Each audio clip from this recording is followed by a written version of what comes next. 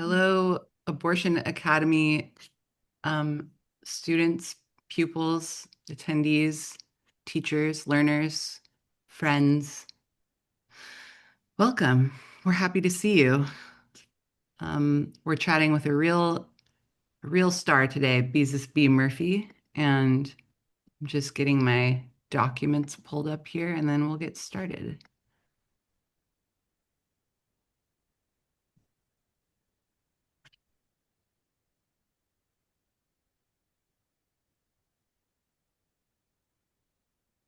All right, everybody. We're going to do the standard Abortion Academy intro. My name is Amelia Bono. I use she, her pronouns. I am the executive director of Shout Your Abortion, which is a nationwide organization working to normalize abortion and elevate paths to access, regardless of legality. We make resources, campaigns, and media intended to arm existing activists, create new ones, and foster collective participation in abortion access all over the country. Abortion Academy is a monthly webinar series where we speak to one of our brilliant colleagues who takes a deeper dive into their area of expertise. These sessions are for anybody looking to deepen their knowledge, connect dots between issues happening at the regional, national, and international levels, or just get some fresh ideas to take back into their community. Um, we also speak to international activists in our Study Abroad series, where we pair a US activist with someone who is working on abortion access internationally. Audience members will be off camera and muted for security reasons, but you can ask questions in the chat throughout the session. And Beezus and I are going to be chatting for, I don't know, maybe like 30 minutes. And feel free to ask questions throughout. And I'll try and feed those into our conversation. We also have live Spanish translation available, which you can access by going to the little globe on the bottom right part of your Zoom screen and selecting the language you'd like to listen in. And shout out to Diana and Maria, our lovely translators. So, drum roll, please. We are joined today by the one and only Beezus. I almost called you Beavis right out the gate. Sorry. Beezus B. Murphy is a Seattle-based author, playwright, and activist who describes herself as a dyslexic, asexual, lesbian feminist. You may know Beezus as the author of My Mom Had an Abortion, which Shout Your Abortion released with PM Press in 2021, which is an autobiographical graphic novel illustrated by Tatiana Gill that follows Beezus's journey from absorbing harmful media narratives about abortion to becoming an outspoken activist for abortion access. Beezus also recently added playwright to her resume, winning a playwriting prize at American College Theater Festival. And this play is called Waiting Room, and it is set in the waiting room of an abortion clinic. Um, Beezus is truly a one-of-a-kind creative visionary and an absolute force of thoughtful, inclusive, genuine, beautiful, fun, engaging abortion storytelling. And Beezus, I'm very happy to welcome you to Abortion Academy. How you doing? Um, they, I'm doing good. Thank you, Amelia, for that lovely introduction. And honestly, I've been called worse over the years. Once a barista got my name wrong as Beekus, which it was Becus, and I understand that I'm a barista's worst nightmare, but Yeah. like still that Yeah. one hurt. It stayed with me. I feel like they're really setting Starbucks baristas up for just a tough, it's a tough beat, you know? Yeah, It I just, just don't even give like my actual named baristas anymore. I just say put B on there. yeah, that's good. Bee's a great name. Bee was my grandma's name. She was the Yeah, people coolest. call me B all the time. All right, well, good to know. Um, Beezus, let's start with a very open-ended, why don't you tell us a little bit about yourself? I mean, well, you covered. mean, he covered most of it, so not really sure what else to say. Okay, sounds Yeah. good. Beezus, you know, we were just reflecting that Shout Your Abortion started when you were 12. Yeah. You're 22 now. And I remember very, in a crystal clear way, the first time that I met you, which this is documented in the book that you made with SYA, but it was at Shout Your Abortion's first Mhm. birthday party, the Stomp the Patriarchy's ball.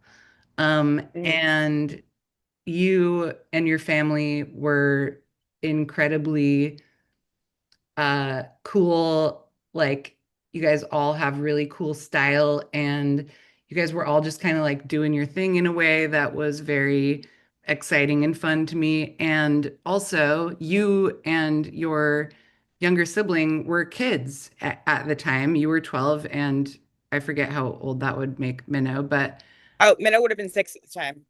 yeah. And I just remember having an incredible like realization that like these kids are at this party, this pro-abortion celebration, and that to me just felt like a sign that we were making some incredible progress like as a movement. And I was just like, man, I think that these kids that are here at this party won't um like that abortion stigma won't necessarily have the same opportunity to just like take root in your brain without ever being challenged by like a positive alternative.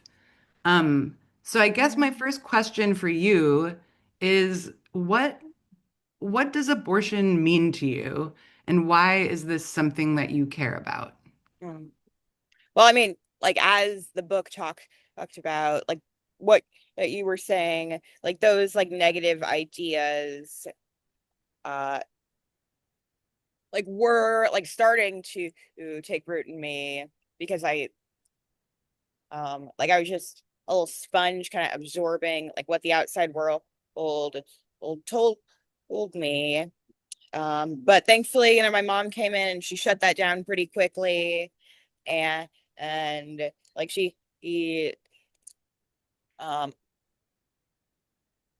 like I'm glad like he was is like willing to like talk openly about like to me like about these kind of things, and I'm glad that like my sister just never even had the chance to like Hmm. think of reproductive freedom as a negative thing, because like she learned about it just so much younger than me. Hmm.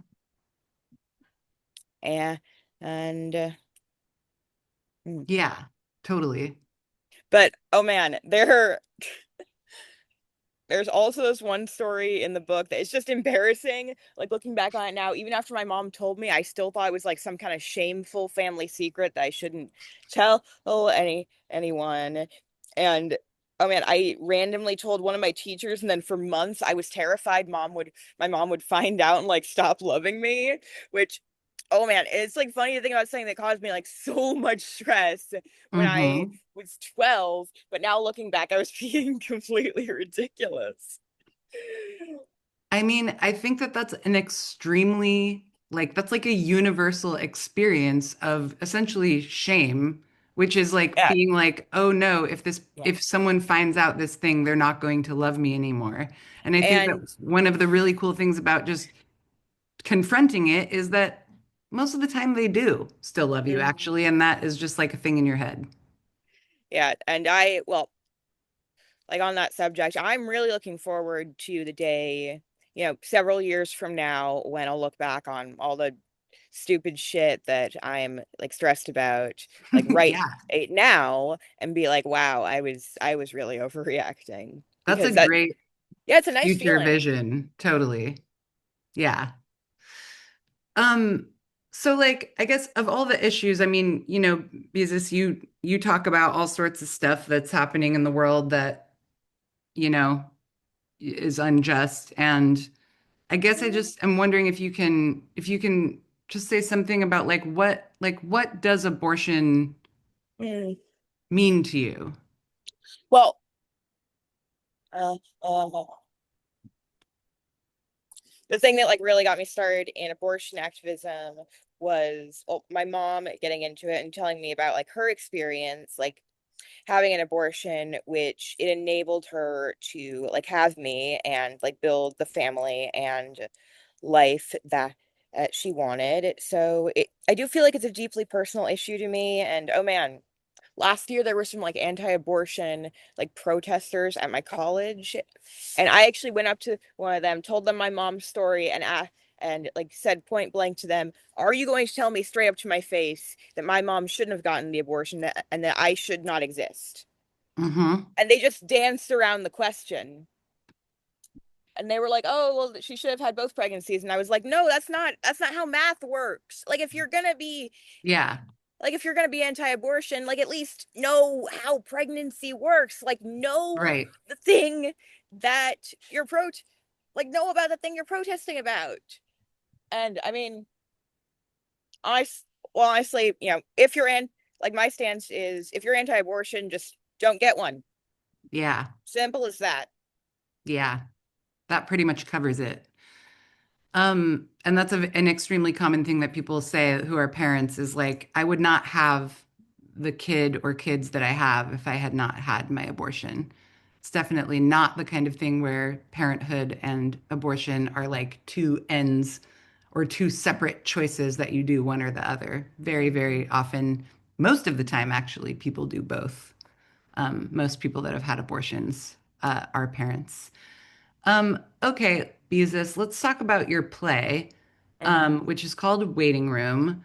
Mm-hmm. Just give us the boilerplate or like the what is it? What inspired you to write it?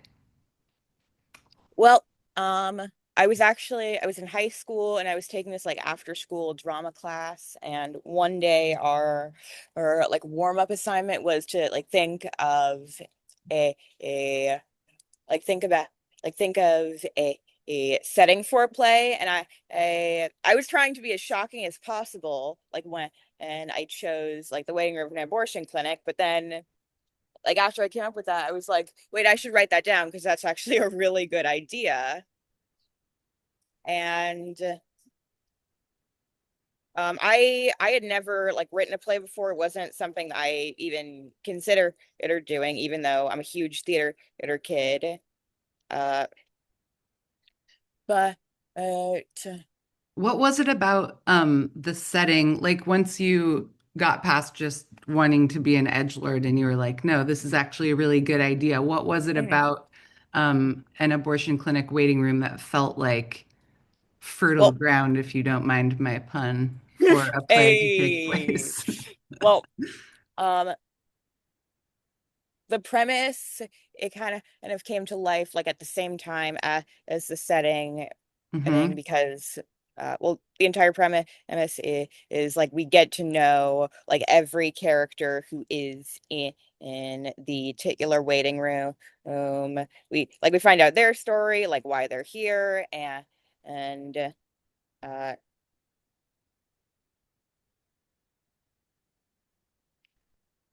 And it just seems like an interesting place where all sorts of people might be. yeah. Hmm. So tell us about some of those people. Oh, well, uh, How many uh, characters are in Waiting Room? oh man, a lot actually. Approximately. I can't remember like off the top of my head, but it's an ensemble piece, so like most of the parts are like relatively the same size. So There. who are tell us about like one of your favorite characters Oh. Mm. or just one that comes to mind. Mm. Oh well, I mean, like the first character that comes to mind and it is Tabitha, who, I mean, I would say she's probably the closest thing the show has to a protagonist. And well, she's the first character to like get an abortion, uh, eh, like of the but I cannot let. What am I trying to say? I was gonna say on screen, but well, it's not on screen. It it's on stage, and we don't actually see the procedure like performed, but like at the end of act 1, like it's time, like it's her appointment, and Mhm. What do we know about her and her well, life and what she's like? Tabitha is a young sex toy store clerk who, Hmm. like she's I I didn't really think about the setting a ton, but it's sort of like nebulously set in Seattle, Hmm. and because um and like she comes from like a more religious and conservative upbringing than Hmm. a lot of the other characters. So like even though she's oh, like she's living in a more liberal metropolitan area, she is still kind of navigating that, and like trying to figure out what she wants, and like she definitely doesn't want to be pregnant, but she had never considered abortion like Hmm. as an option before. Hmm. And there's their her best friend and coworker Angie, who they're are non-binary, and they're accompanying Tabitha to the clinic, and uh oh man, Angie was one of the characters who was the most fun to write because they're kind of a comic relief. Hmm. They Oh man, there's this one line that I stole from somewhere. I can't remember where, for Angie, where or they say is someone, you look like a clown. I fucking hate clowns. My first drug dealer was a clown. So, Um, that leads me to another question, which is like the about tone. Is there a certain tone that you wanted to achieve, and like how did you think about that in your writing? well, I mean, there are definitely a lot of dramatic moments because it is a very heavy subject matter. And Hmm. but like I still want it to be funny because Yeah, I mean that's who I am. I can't not be funny. Like totally. I like writing things that are like funny, and I Yeah. think life isn't just like just serious or just silly. I think it's a pretty big mix of both. So like I was really playing around with the tone of it because well like take that like Angie line I just mentioned, and like I mean they say that like after or comforting Coco, who that's another her patient at the clinic, and they're one of the Coco's one of the younger characters. She's a teenager. I think she's like 18 if I remember correctly, and like she ends up breaking down like in the bathroom Hmm. because like she's like confident in her decision, but it's still like a very big daunting one. Hmm. Yeah. It's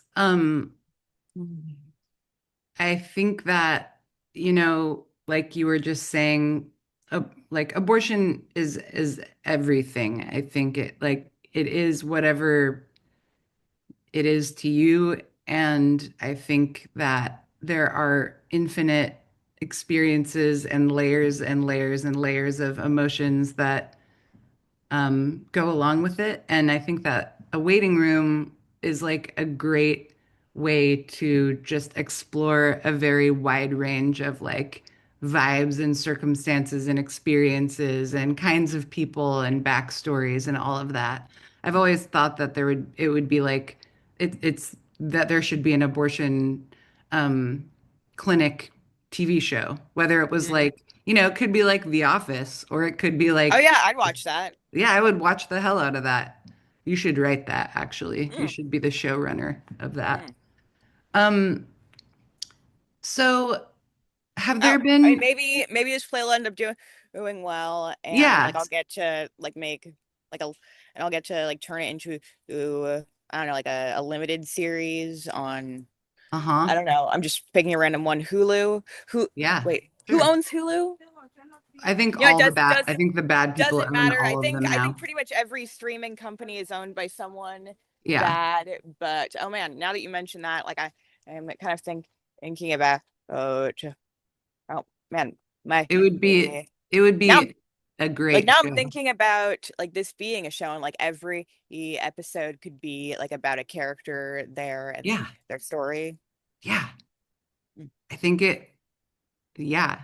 Well, if you want to write a pilot, mm, I know some people that we could send it to.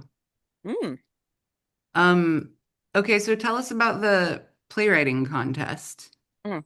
Oh, well, I mean, it's actually a funny story because is I had been subscribed to this newsletter at my school, which it's called Monday Matters. It's just basically for like all the theater goings on at Western, and well, I saw that there was a like a playwriting contest, and I was like, oh, I have a play, I should submit that. And Mm-hmm. oh man, I didn't realize what a big deal it was Mm-hmm. because well, the American College Theater Festival, they used to be known as the Kennedy Center or like theater festival, Mm-hmm. but um and the main prize used to be like if you won and you would get your play like workshopped at the Kennedy Center. Mm-hmm. Uh but then unfortunately, like as I was uh like only a couple of weeks after like I got notified that my play had won for my region 7, I uh the festival had to part ways with the Kennedy Center because Donald Trump is like trying to rename it after himself. And ah, oh man, Yeah. that really smarted for me because wow. Yeah, that must I have mean, been a it was like big, the first thing I'd ever really won, and then Donald Trump had to ruin it. yeah. And but it's also, I mean, it's funny in a way because well, the entire reason I wrote the play was well, I came up with the premise and I wrote it down so I wouldn't forget, but I just assumed it was going to be like one of those ideas I have where I'm like, oh, that's such a good idea, but then kind of goes nowhere. But Mm-hmm. then Roe v. Wade got overturned, and I was like, you know what? I need to write this play. I think Mm-hmm. I've got something to say. Yeah. I got well, I mean, I got a lot to say about this, Mm-hmm. and like now is the time when I need to like stand up and do something. Mm-hmm. It's kind of, And yeah. yeah, so that was it was during that was like right at the tail end of 12th grade. Mm-hmm. So yeah, I've been working on the play for 4 years now. Amazing. Yeah, I know you've had a bunch of different drafts. You've been consistently rewriting and revising. Yeah, and well, uh I was just yeah, that Cool. has been pretty much a constant process. And well, now, oh, I like I just and well, I just did it.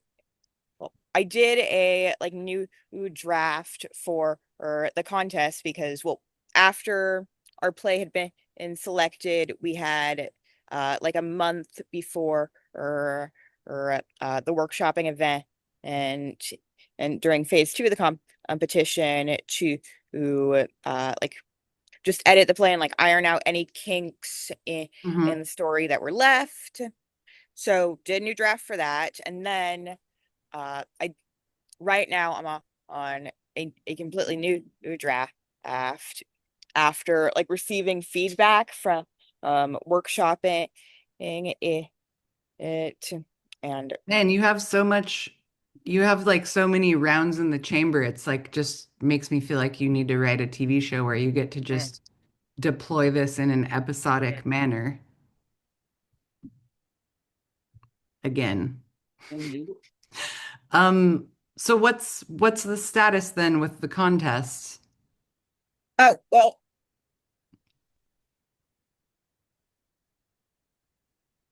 sorry, a plane's passing over by. No problem. We can't hear it, but feel free to, I, oh man, I can though. yeah. Okay, what was I gonna Um, Whenever you're ready. I was just say? asking what's the Well, deal with the contest currently? well, I won for my region and I Mm-hmm. won the I have the name of the award like written down. Okay, I won the national partners of the American Theater or Julie Jensen Playwriting Award, which I mean, Hell it's yeah. it's nice to win something, but I guess I was a little bit disappointed and my prize was really just a certificate that I got in the mail, Mm-hmm. and it didn't include like any like actual opportunities like for me to like get my Mm-hmm. play like put on, which that's what I really wanted because I mean I've Yeah. been working on this for years, and like so far I've gotten it workshop twice Mm-hmm. now, Mm-hmm. but yeah, no, nothing. Yeah, but Gotcha. I've never gotten to see it like performed in its Yeah. entirety, Yeah. which I mean, that's the end goal for sure. I really hope that happens someday. Mhm. Um, have there been any responses to the play that were particularly meaningful to you or memorable? Well, actually, it's something that I really want to talk about is well, uh, there, like uh, there, there's this one character, Demi, who, Mm-hmm. like he needs to get like a surgical abortion because she is having an ectopic pregnancy, and I don't like name the exact condition that Mm-hmm. like happened to her fetus because well I mean I just really don't know like enough about like medicine, and Mm-hmm. I didn't want to expose my own ignorance too much, so I kind of leave it like up to viewer interpretation like what exact condition she's suffering from, but Mm-hmm. uh um the point is that she really wanted to have a baby, but Mm-hmm. she needs to get an abortion. So it's me. Uh, so oh So it's sad. yeah, and well, the girl who was playing her in the workshop version with the festival, it like uh like she told me like after her like we the last performance about like how her mom actually had an ectopic pregnancy and needed to get an abortion, Mm-hmm. so the part or hit really close to home for her, Wow. and oh man, Yeah, no kidding. I was so glad that I was able to like make something that resonated with her experience, especially since like Demi like what is she he was definitely the character that was the hardest for me to write because well like her situation is I mean it's the saddest out of anyone's like in the play, because well she's pretty much the only person who doesn't want to be there. Mm-hmm. Yeah. Um, well, I'm really glad that that person's mom was able to access that care because ectopic pregnancies are 100% Mm-hmm. like Yeah, fatal if not treated with abortion. I So, know, like that. Oh, can you use some hello. water? Oh, okay. Who's this special guest star? My mom just brought my baby, Op Appa. Say Yay. Appa, everybody. She's my little sky bison. Guy Bison. Um, cool. Well, I'm wondering if anyone has any questions in the chat. Yeah. I'm Oh, wondering also, um, well, Beezus, if, actually, I do have who have like a little bit more to say like on yeah, that topic where I please. I uh yeah, I definitely I knew like from the start that I wanted to like try to show like a wide range of like different viewpoints. Like you have Demi and her wife Nestra, who they really want to have a baby, but uh, instead they ended up here, and you have and there's Jolene, who like she's a middle-aged mom who are already has like five kids, and her daughter Heather, who is a trans woman, actually like brought her to who she's actually the one who drove her to the clinic because well like every main character who is at the clinic to get an abortion, they have someone like with them, and like that's like their main relationship in the story. Hmm. Oh, and then there's also Lucas, who is a trans man, and he's also getting an abortion. Um, and oh man, I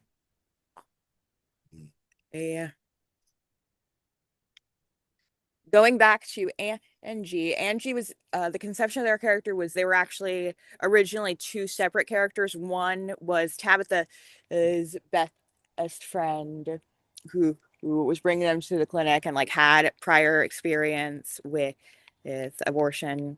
Eh, and the other was I knew I wanted to have like a non-binary character. I was trying to like represent like a wide range of like different gender identities to like demonstrate what a intersectional issue was. But then I ended up combining them because like the plot was already getting too big, and like I realized I didn't want the non-binary character to be to be like a token. So I Hmm. combined them with a character who is a lot more well realized. So like being non-binary is just one facet of Angie's character.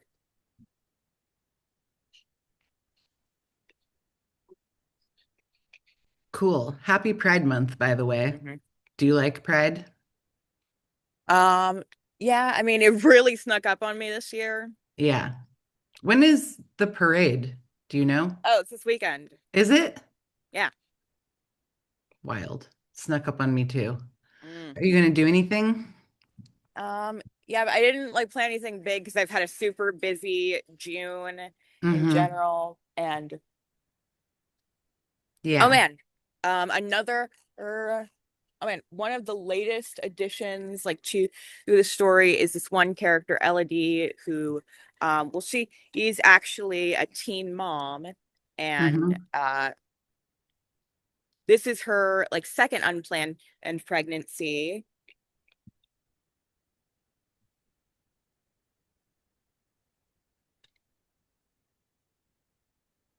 And well the uh like the concept behind her character, like it goes back to this like video I saw about this woman like talking about her experience like as a teen mom, and then and like later like getting an abortion like after she had her after she became pregnant again after she had her daughter, because like he, like she knew she couldn't handle having two children, and she just really wanted to focus on being there for the child she already had. And I was like, oh man, that's a great story. Like I should add it to my play. Hmm. And Oh man, and uh,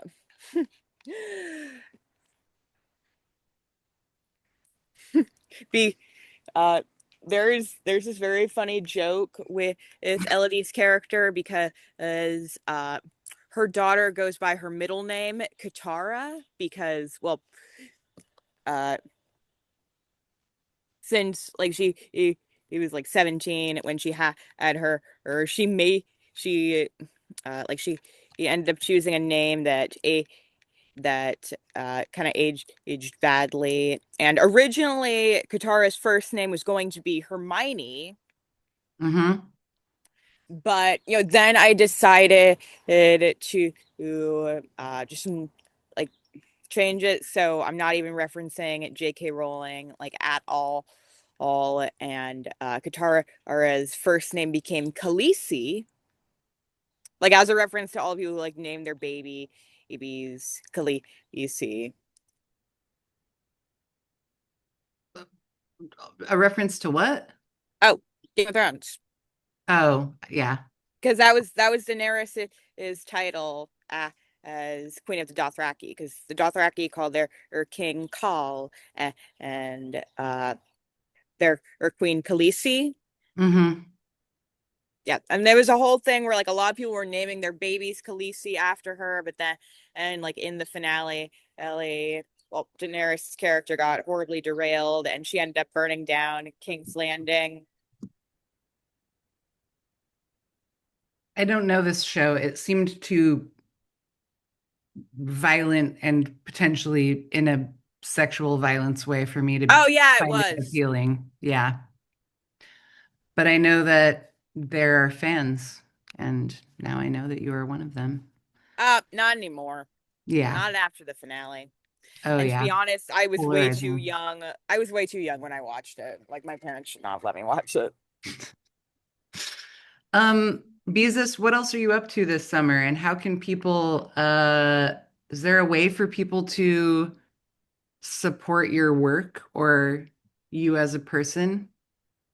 Oh, well, I mean, I'm on my gap year right now. So, I mean, well, if anyone wants to like give me a job or like an opportunity to like actually get my play produced, then that is Mm-hmm. more than welcome. Totally. Uh, People want to do that, they can email me at Amelia at Shout Your Abortion, and then I can introduce you to them if you want to talk to them. oh, yeah, that is a good idea. I mean, I don't want to give out my contact Exactly. information like directly. So, Totally. thank thank Happy you, to meet Amelia. you. You can just vet the weirdos for Totally. me. I do it all day. Like make sure like it's no one with like a scam. Yeah, I can do that. Okay, well, so yeah, if anybody wants to give Beezus a job or an opportunity or produce Beezus's play, bang my line, and then I'll make the introduction if you're Right. not a weirdo. I mean, what else? What else? Hmm. Yeah, is there anything else that you wanted to talk about that you didn't have a chance to? Um, um, I don't think so. Okay. Um, and it looks like there aren't questions in the chat, so people were just maybe feeling like you've covered it. Um, Beezus, this is not a question, but I think that you are really powerful and cool and hilarious, and I think it's incredible that you've been making creative work about abortion since you were a young teenager, and I think that it's really changed the world, and I am proud to know you. Thank you, Amelia. Thank you for giving me a platform. It's an honor and a privilege. No. Tell your family I said hi. Tell everybody at Happy Pride, Happy Summer. Maybe I'll see you guys around sometime soon. And Oh, you know I will. Oh, yeah, that my. seems probable. I know. Look at that good dog. Oh, yes. She's such a good girl.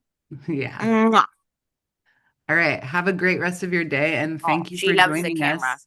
and the Yeah, camera loves her. she's obviously a supermodel.